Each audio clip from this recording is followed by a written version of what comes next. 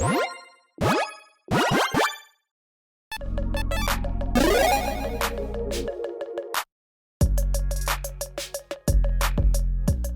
everyone, Mitch coming in for the Commander Score Studio. Welcome to the show. So today's episode comes to you courtesy of my amazing patron Nathaniel, who's been supporting this channel as a general tier patron. I truly couldn't do this without the support from amazing patrons like Nathaniel, so again, Nathaniel, thank you so much. And for the personalized deck tech, Nathaniel chose Agrus Kos, Wojek Veteran, a 3/3 human soldier for 5 mana in Boros. Whenever it attacks, attacking red creatures get +2/+0, and attacking white creatures get +0/+2 until end of turn. Focusing on Battalion and focusing on getting benefits from attacking with creatures again. Just being really aggressive, having a lot of fun with it. Yeah, this is going to be an exciting one. So this is a commander that, again, benefits your red creatures with extra power, extra oomph. And then our white creatures get some extra toughness, extra stability in combat. And if we've got, say a Boros creature like this one, yeah, gets both. So a way to pump essentially +2/+2 entirely. We've got a lot of other attack triggers, a lot of juicy ones, a lot of Battalion in this deck too. It's a really fun one. It's a very budget-friendly deck. Again, just $16.61 according to Moxfield. That might not include, shipping or basics, but you already have those basics, or you can borrow them from a friend or your LGS, or just buy them in bulk. Regardless, if you are interested in this deck on this deck tech, make sure you check out that deck list link in the description below. Now, with all that said, let's jump into the tactics and see how this deck works. First up, let's talk about tactic number 1, battle stations. Again, Battalion is an awesome mechanic, one that really doesn't shine too much in Commander, but it does in this deck because, again, we're going to be getting aggressive. We're going to be getting a lot of creatures into play, and we're going to be swinging constantly with them. So we've got Boros Elite, a simple 1/1, but whenever we attack with it and at least 2 other creatures, +2/+2 until end of turn. So basically 3/3 for 1 mana. Moving on, Daring Skyjack, just 2 mana for this one. It's a 3/1, but when we attack with that Battalion, we give it flying so it can get through. Then there's Fire Fist Striker. Whenever we attack, target creature can't block this turn. Again, once we meet with that Battalion, making it so that one creature can't block is a huge thing. Being able to say, yeah, we're going to be aggressive, and that best creature up there, no, that's not blocking, that's not stopping me. Moving on, Wojek Halberders. We've got First Strike, essentially, when they attack together. Again, 2 mana for a 3/2 First Strike. They can get through in a lot of situations, especially, again, with that pump. Keep in mind, I forgot to mention that earlier, again, with that pump from our commander. This is what, a 5/4 for 2 mana, so have fun with that. Makeshift Battalion. Whenever it attacks, get a counter on it again with that Battalion, essentially. So, yes, being able to just grow its power over time. Then we've got Firemane Avenger. Whenever we meet that Battalion, 3 damage target creature or player, and we gain 3 life. Basically, Lightning Helix again, and again, so some great potential removal or damage to the face.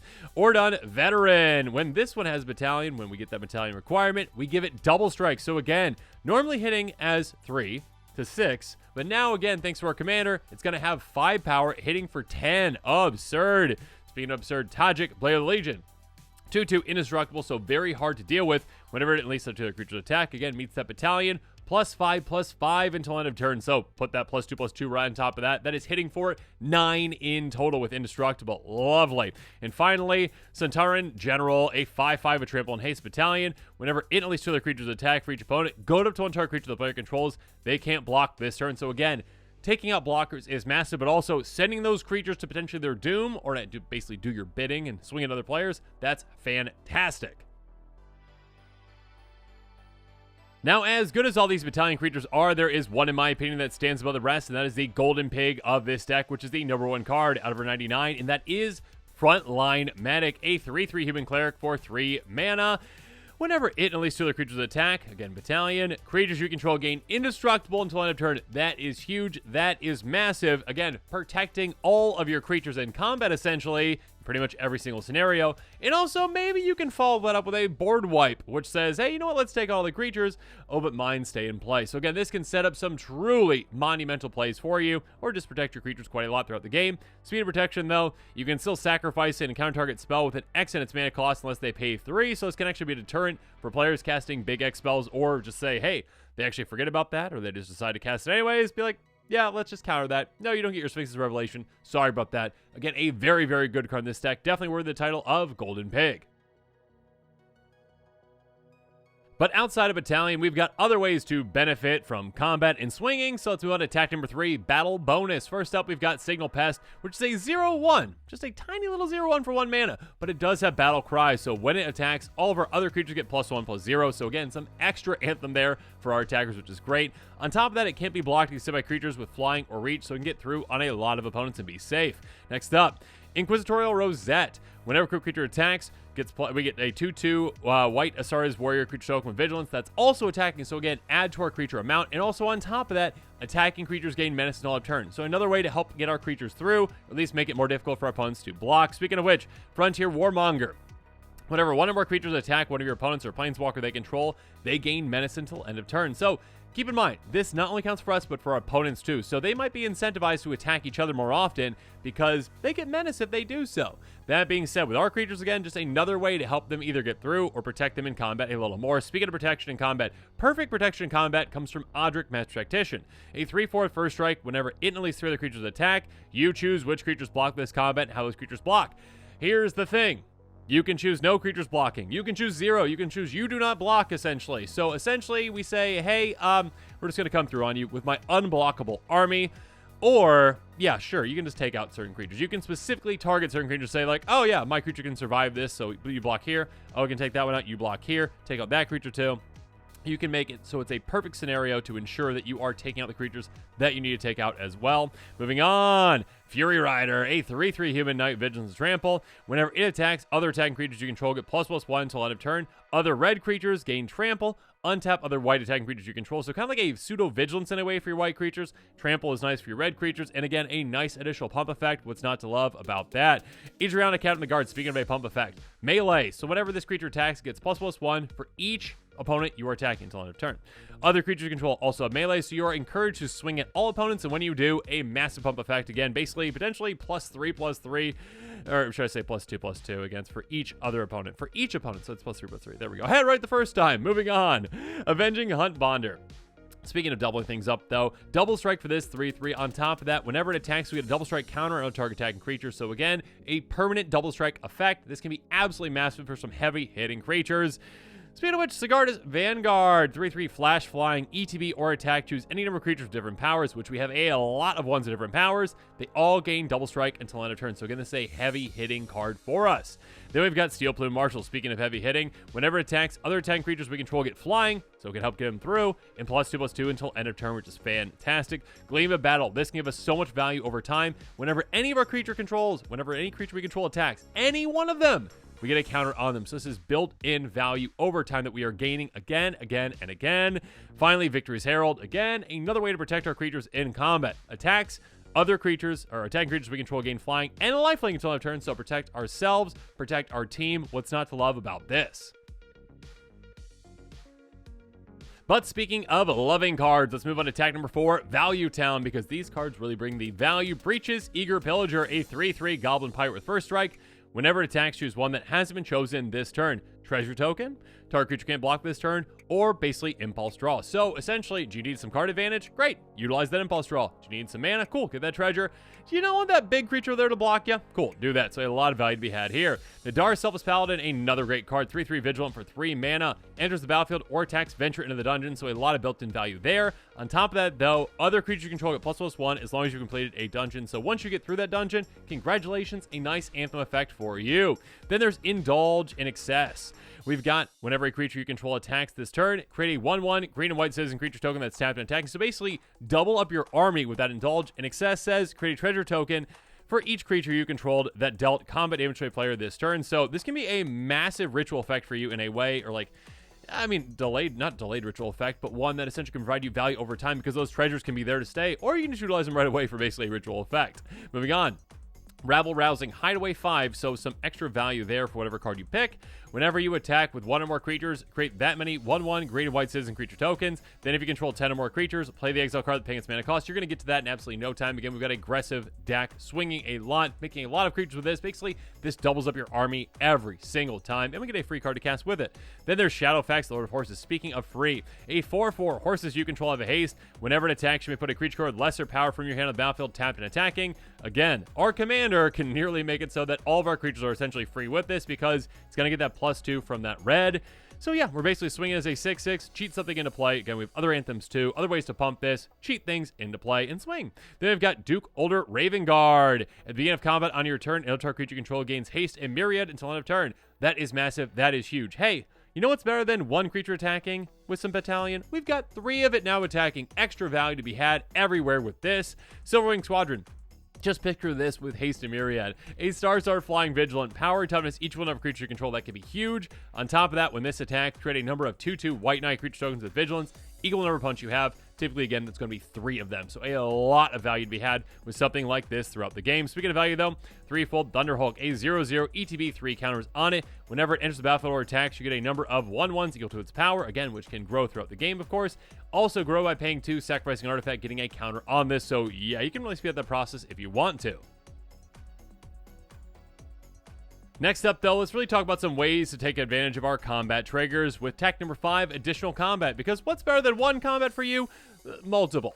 Aemir, Marshal of Rohan, a 4/4 human knight for 4 mana with haste. Whenever one or more other attacking legendary creatures you control die, untap all creatures you control.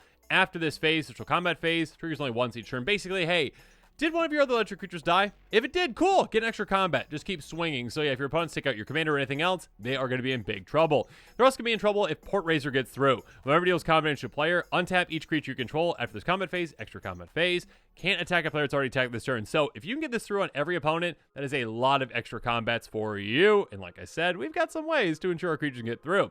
Scourge of the Throne, yet another great additional combat creature. 5/5 flying dethrone. Whenever it attacks the first time each turn, if it's attacking the player with the most life or tied for the most life, you get an extra combat. Have fun with that. Untap those creatures, swing again. Then we've got Resurgence. Response is also here, I guess. 5 damage target attack your black creature. Really need that. But Resurgence is what we care about. Creature control gain first strike and vigilance till end of turn. After this main phase, extra combat phase. So have fun swinging twice with vigilance and first strike. Next up, though, let's talk about tactic number 6, combat cash in, because, yeah, we've got some ways to draw some cards. We also have some combat ways to draw some cards and really cash in on that value. Demand answers. Discard a card or sacrifice an artifact, and then we get to draw 2 cards. Have fun with that. Horn of the Mark, legendary artifact. Whenever 2 or more creatures you control attack a player, look at the top 5, get a creature, put it in your hand, put the rest of the bottom of your library in any order. We're going to get that basically every single time we are attacking. Mary, Esquire of Rowan. It's got first strike as long as it's equipped. Also, whenever we attack with it, another legendary creature, like our commander, draw a card. Keep in mind, again, with this one being Boros, gets both those benefits. Curse of Hospitality. Enchant an unlucky player. Creatures attacking that unlucky player have trampled. You're welcome, everyone else. And then whenever a creature deals combat damage to an enchanted player, they exile the top card of their library and basically impulse draw, cast with any colors. There you go. Sophina, Spear Sage Deserter, a 4/4 menace. Whenever it attacks, investigate once for each non-token attacking creature. That's going to be a ton. You're going to be investigating a lot with this for some clues that you can utilize for some card draw. Tectonic Giant. Whenever it attacks or becomes the target of a spell an opponent controls, choose 1. 3 damage each opponent. So it's a nice punishing effect if you need that. Or exile the top 2 cards of your library. Impulse draw one of them, essentially. Commander Liara Porter. A 5/3. Whenever you attack, spells you cast from exile this turn cost X less to cast for X the number of players being attacked. Exile the top X card of your library. Until end of turn, you may cast from one of those cards. So basically, hey, reduce the cost of some impulse draw, and also impulse draw some whenever you're attacking. Mezio Mugger. Whenever attacks, exile the top card of each player's library. Play those cards this turn. Mana of any color. Cool, good for you. Blitz it as well. Until Primal Storm, though. Hey, you want to cast things for free? Attacks, exile top card of each player's library, cast whatever you want essentially for free. So yeah, that's a lot of value to be had. Speaking of value though, Sun Titan 6/6. ETB and attack trigger. Return target permanent card from your graveyard with mana value 3 less from your graveyard to the battlefield. Keep in mind that does include lands, so you can technically ramp with that with certain lands. And yeah, just all the other creatures, all the other permanents that you want to get out. Have fun getting them out. But now let's talk about some ways to deal with our opponent's things with attack number 7, Combat Crash In. A Cathar Commando can be great for us low to the ground 3/1 with Flash, or yeah, sacrifice it by paying 1 to destroy target artifact or enchantment when you need to. Generous gift, Destroy a permanent, make a 3/3 elephant, either for us or for an opponent. Crush Contraband, choose one or both, exile an artifact, exile enchantment, very flexible, very good. Cleansing Nova, speaking of flexible, destroy all creatures, or all artifacts and enchantments depending on the situation. It's a very flexible, great card. Karma's Vengeance, destroy everything, well not everything, but artifacts, creatures, enchantments, or recycle it away if you don't need to do that. They've got Inferno Titan. First up, Fire Breathing, lovely. On top of that, whenever it enters the battlefield or attacks, 3 damage divided as you choose among 1, 2, or 3 targets. So have fun taking out a lot of things, or just, burninating opponents' faces. Angel of the Ruins, ETB, exile 2 target artifacts and or enchantments, or plane cycle it away if you need to. Bane of Balaged, whenever it attacks, a player is going to be exiling 2 of their permanents. Unfortunate for them, very fortunate for us. Tyrant's Familiar, more targeted, 5/5 flying haste. As long as you have your commander, it gets +2/+2 and has whatever it attacks, 7 damage to our creature, depending player controls. That's going to be enough to burninate that down to the ground. And of course, Artisan of Kozilek, burninate basically anything with Annihilator 2 again. 10/9 Eldrazi for 9 mana. When you cast it, bring back a creature from your graveyard to the battlefield, also Annihilator 2. So yeah, have fun sacrificing things. But how are we going to get to all of these great spells? Well, let's talk about tack number 8, Prepare the Troops. First up, Wayfarer's Bauble, pay 2 tap, sacrifice, go get a base land, into play tapped. Airflowing Chalice, a very flexible mana rock, pay 2 tap for 1, 4 to tap for 2, etc., etc. Arcane Signet, 2 to tap for 1 of any of our colors. Boros Signet, pay 1 into it, tap for our guild's colors. Fire Diamond, and then also Marble Diamond, the exact same thing basically, but different colors. Each end of the battlefield tapped, 1 taps for red, 1 taps for white. Mindstone enters the battlefield untapped, taps for colors. You can also pay 1 to tap and sacrifice to draw a card. Prismatic Lens, taps for a colorless, or hope let's filter our mana if we really need to. Talisman of Conviction can also tap for a colorless or tap for one of our 2 colors for 1 damage to us, which is not a big deal at all. And finally, Aerial Surveyor, a 3/4 flying vehicle that costs 2 and a white, crew 2. Whenever it attacks, the defending player controls more lands than us, which they probably will. We're in Boros. We are going to go search our life for a plains, put on the battlefield tapped, then shuffle. But now as this episode is coming to a close, it's time for me to hear from you. So in the comments below, let me know what your thoughts are on this deck tech. And if you are interested in this deck, make sure you check out that deck list link in the description below. And of course, as always, thanks again and have a good one. This show and episodes like this one are possible thanks to viewers like you. If you're looking for an easy way to help support this show, make sure that you like, share, and subscribe. Also, hit that bell notification icon so you don't miss any new episodes. You can also go check out our playmats and other merchandise at thecommandersquarters.com. We also have a ton of brand new t-shirt designs in stock, so make sure you check out those as well. Another easy way to support this show is with our TCG Player affiliate links. So whether you're buying a deck or individual cards, you can use this general link right here or one in the description. And the final way that you can support this show is by supporting us directly by becoming a patron. There are many benefits to being a patron, and I truly couldn't do this without all of their support.